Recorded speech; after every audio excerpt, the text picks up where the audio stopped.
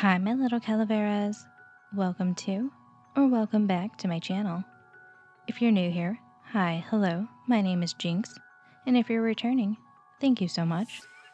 So for today's video, I decided that we are going to go back to an original series of mine, and it's gonna be the Dark Web series. So for these next two chapters, because I'm gonna do two, just like last time, I do want to give a quick trigger warning. There are a few topics that a few people may find triggering, so of course use your own discernment. And just like the last video where I touched on these topics, I will also have a few resources for you if you need help, and those will be in the description linked. And I know people have mixed feelings about whether they should be given or not, but you know what, I always do, just because I'd rather err on the side of caution and be honest with you guys about anything that may be triggering, because that's the type of creator I want to be.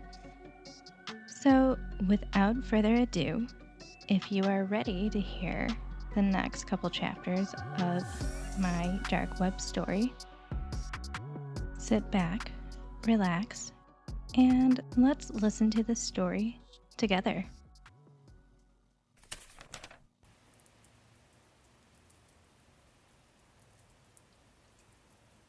I'm back. Did you miss me?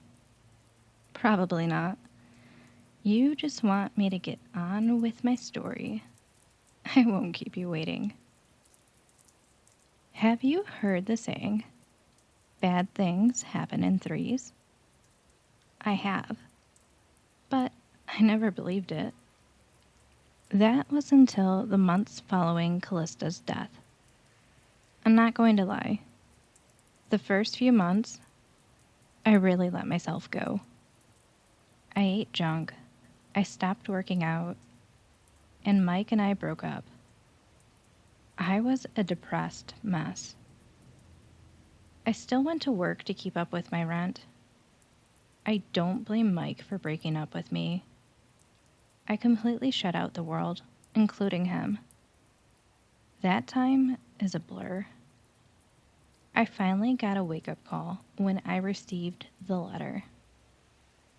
The letter was from my mom. I know I haven't said much about her.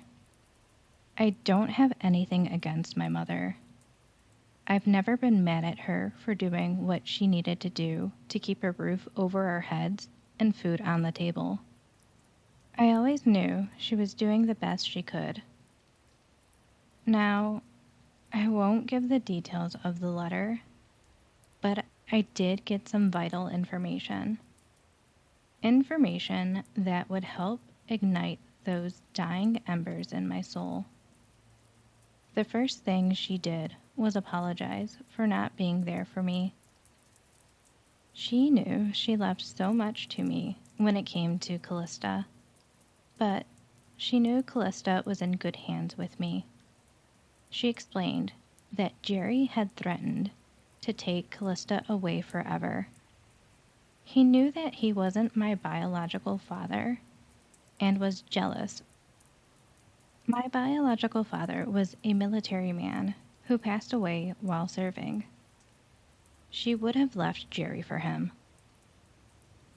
Jerry had purposely gotten her pregnant as a way to tie her down.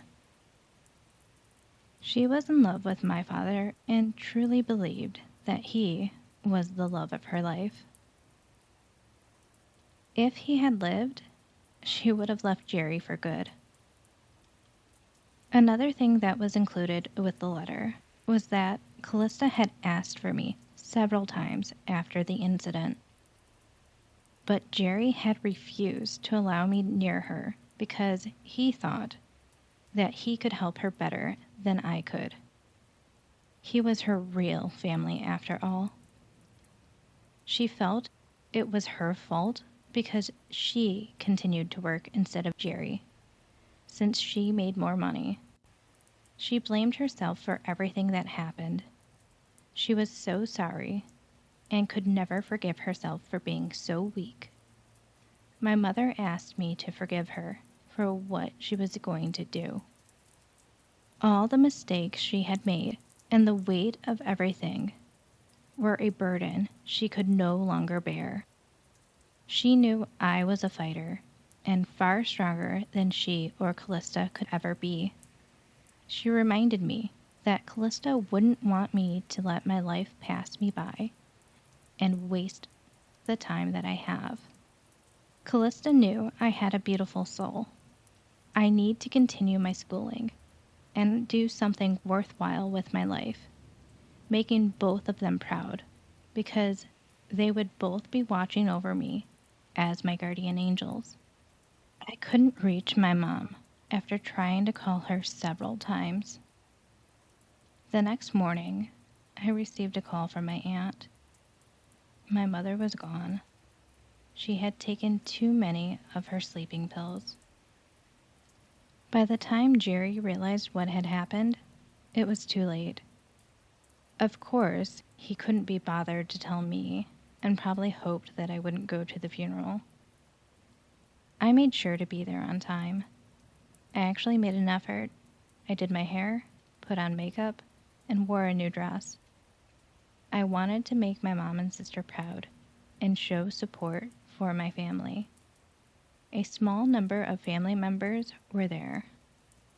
The same aunt who had called me gave me a huge embrace, saying she was happy I had made it. I've always had a soft spot for my Aunt Marie. She was the only one who ever tried to stay in contact when Jerry tried to isolate my mom. She had made sure she got all the information for the funeral arrangements, much to Jerry's dismay. Jerry was peeved about my presence, but that's what I was hoping for. I made sure I played my part well, being the grieving daughter who lost her sister and mother in the same year. Don't get me wrong. I was sad and grieving. But I also was angry at Jerry. It was during the wake that Jerry messed up. Drunk on whiskey, he decided to make a smart comment. I'm so happy that this will be the last time I see you. I hate seeing him every time I look at you. Your eyes may be her shape, but they are his color. You have his hair and his skin tone, too. She never got over him. I don't get why he was so great. I simply replied, "It's nice to hear you being honest for once. I'm sorry you hated me for something I had no control over. Callista would be so disappointed in you right now. It would break her heart to hear you say these things." I knew what I was doing. I was baiting him. It was too easy. Jerry was never very smart. "Don't you dare say her name," he yelled. Everyone in the room froze and started to stare. But he didn't notice. Why? She was my sister, and you kept her from me when she needed me. Everything that has happened is on you. I won't be your scapegoat. Be a man for once and accept responsibility for what you've done. I replied with a savage coldness. I knew my words would cut him as I intended. You bitch. Don't think you're getting a cent of the money from your mother. Why Callista loved you so much is beyond me, he screamed. And a gasp was heard from the surrounding family. Realizing the mistake he had just made, he froze. I took the chance to take the final blow. I don't care about the money. It's not going to bring the two most important women in my life back. The only thing their departure had in common was you. You managed to taint the light that was inside them until it was extinguished. If you need to blame me, then fine. Let that darkness you have fester inside you. Hopefully, you don't extinguish anyone else in your wake. My mother told me the truth about you in the letter she sent. I know everything I need to know about you and your schemes. I left after that, glad I would never have to see Jerry again. This was when the spark was ignited within me. This was the event I needed to wake up completely. The next day, I cleaned my apartment, got a gym membership, and started my plan. Now, something I haven't mentioned yet is what I actually was going to school for. It's IT. This is why I didn't mind when Mike was doing his Bitcoin adventure. I began trying to come up with a plan to get my revenge on Sam and Jerry. I started following forums for hacking, but most of the stuff on the normal web wasn't the type of thing I was looking for. It was too basic. I needed something more. So, I turned to the dark web. That is where I met Matrix. He actually used to call himself Neo, but with that last movie, he had changed it. Matrix had taken an interest in me because of my reasons. I wasn't just another incel looking to get back at those who wronged me. My reasons weren't just personal. They were bigger than me. I didn't want just revenge. The law had failed people, and the cost was too much. We moved from talking in chat forums to communicating directly. Matrix was really good at his job. He kind of played both sides of the law, meaning he helped law enforcement and the dark web alike, depending on how he saw fit. He was the one who put me in contact with Medusa. Now, Medusa picked her name for the lesser-known story of Medusa. And if you're not familiar with that mythology, it's that she was actually turned into a Gorgon as a way to protect her, not as a punishment. And also was a way for her to offer protection for other women. She was looking for a way to start her own organization. She was a part of a family that had deep roots in the underbelly, but she really didn't get involved with it and tried to have a normal life. Unfortunately, due to losing her partner and being failed by the law, she decided to take things into her own hands.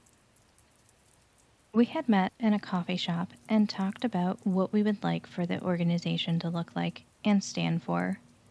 The bottom line was that we wanted the same two things: to help those whom the law had failed, and to make sure the people who we punished were guilty. We would make sure that justice was served. Medusa had me continue to get into shape, which I didn't mind. I was training with some of her personal security team to learn the basics of self-defense and fighting. I also worked with Matrix to hone in my tech skills. Within 6 months, my appearance had completely changed. I was lean and toned, my skin was clear, and my hair was long and luxurious. I felt like a whole new person. Hence my codename being Phoenix. My first target was someone I'm sure had forgotten about me, but I had not forgotten about him. Sam was going to be the first victim of our organization. It was also going to be my initiation and a chance to become Medusa's right hand. Her idea, not mine. My revenge was about to begin. This is where I'm gonna leave things for now. I have my revenge within my grasp. This is the beginning of my second life. Phoenix was born in these months. It took losing my sister my relationship, and my mother to cause it. Also, another tidbit. The organization fronts as a private IT company specializing in security. We actually do some legitimate work for people too. We try to do good for those in need. Don't worry, you'll get to know other members of the group and learn about their jobs. But you'll have to wait.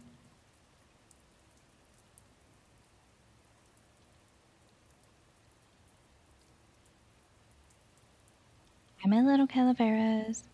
Now, if you made it to the end of this video, thank you so much. I truly appreciate it. If you haven't already, don't forget to subscribe, like, comment, share, all the good things. I am in the process of writing more, so don't worry. More will definitely be coming.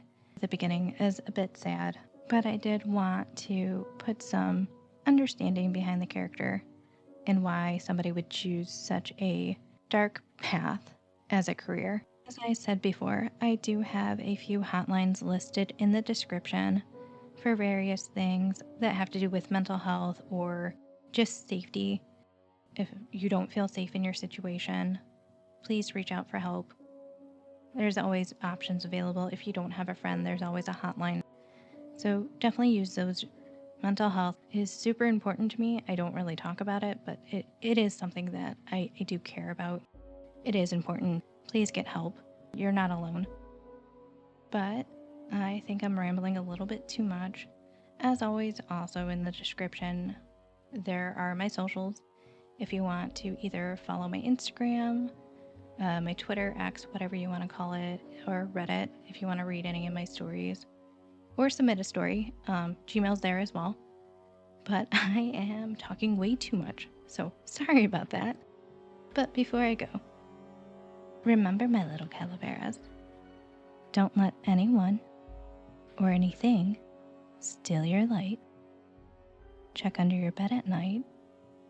And until next time, bye.